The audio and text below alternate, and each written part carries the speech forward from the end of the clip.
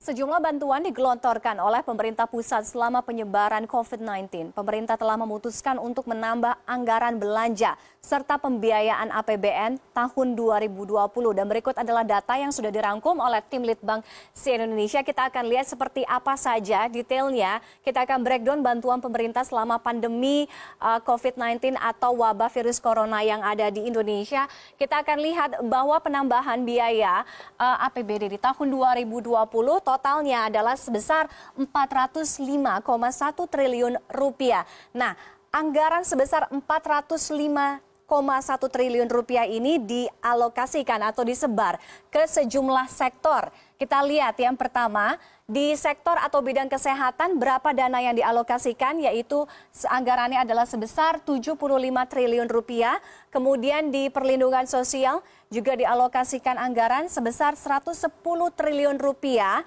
Lalu untuk insentif perpajakan dan stimulus kredit usaha rakyat jumlahnya mencapai 70 triliun rupiah atau tepatnya 70,1 triliun rupiah.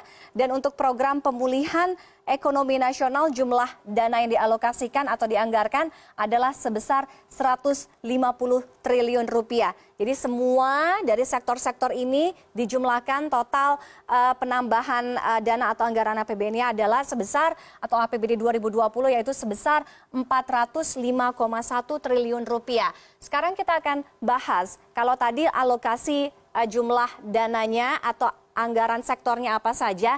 Nah, ini bantuan langsung apa saja yang akan diterima oleh warga, yang akan diterima oleh masyarakat secara langsung. Yang pertama adalah mereka yang menerima atau penerima bantuan program Keluarga Harapan atau PKH yang akan mendapatkan dana yang lebih besar dibandingkan yang sebelumnya. Jadi ada kenaikan di sini untuk bantuan atau penerima bantuan program Keluarga Harapan.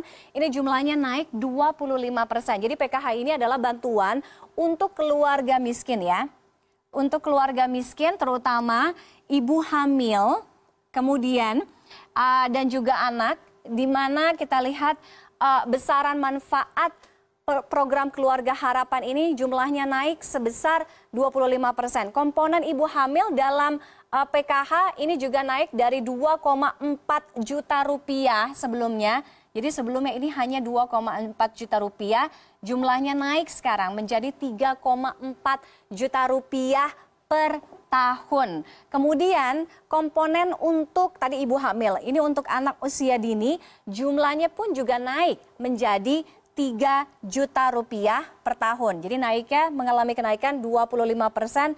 Jadi kalau kita hitung-hitung mungkin sebelumnya sekitar 2 juta rupiah, sekarang jadi naik 3 juta. Nah, selain itu ada juga komponen untuk disabilitas. Ini yang jumlahnya juga naik menjadi 2,4 juta rupiah per tahun.